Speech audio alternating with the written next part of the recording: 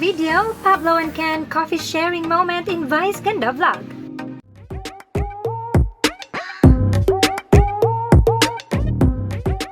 Eto na nga ang full video sa coffee sharing moment ni na Pablo at Ken na una nating napansin sa trailer pa lamang ng Vice Ganda Vlog.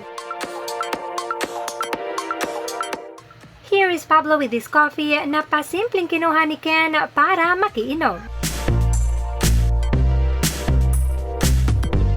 At binalik na kay Pablo, mabuti naman.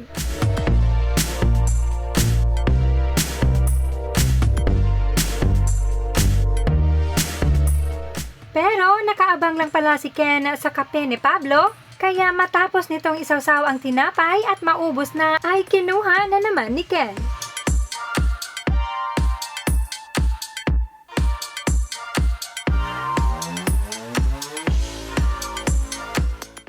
At hindi na nga binitawan hanggang maubos ito.